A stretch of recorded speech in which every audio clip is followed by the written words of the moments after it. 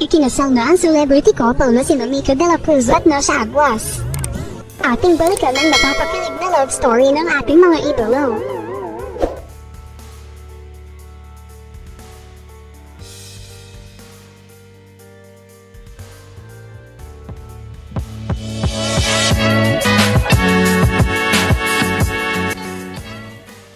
Inulat ng magkasintahan ng kanilang fans at followers na mag-post si Mika ng kanyang larawan habang maglalakad papuntang altar. Sabi niya sa caption nito, "Walking towards my godsend, my love, and my forever."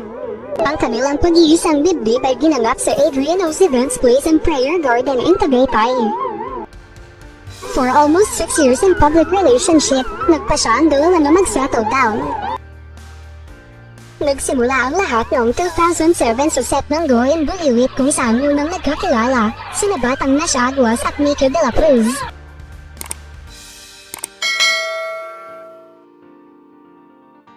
Ayon kay Nash, sa set pa lang, magkaibigan na kami ni Mika. Ayon naman kay Mika, hindi ko pa alam noon na magiging espesyal siya sa buhay ko.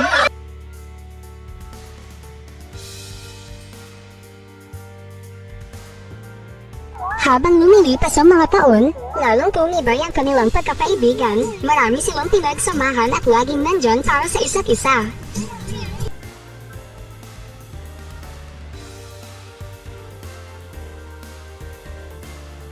Dagdag ni Nash, si Mika, lagi siyang nandyan para sa akin, sa hirap at ginhawa. Ayon kay Mika, si Nash ang best friend ko, ang aking confidant.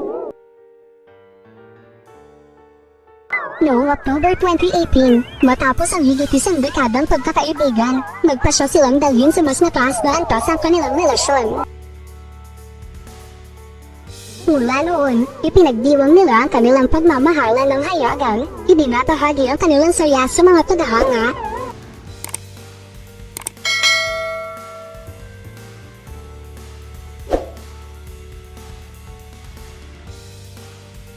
Kanilang love story ay patuloy na nagbibigay inspirasyon sa marami.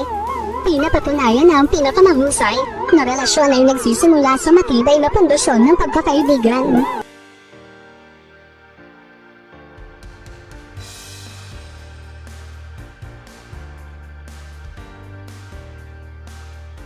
Kamakailan ay gumawa ng YouTube channel ang dalawang magkasintahan para mas makilala pa ng publiko at mga fans ang dalawa off-cam.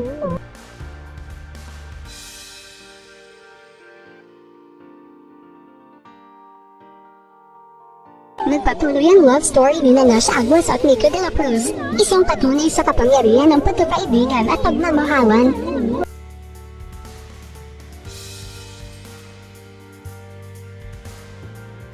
Ikinasal sila nitong May 18, 2024.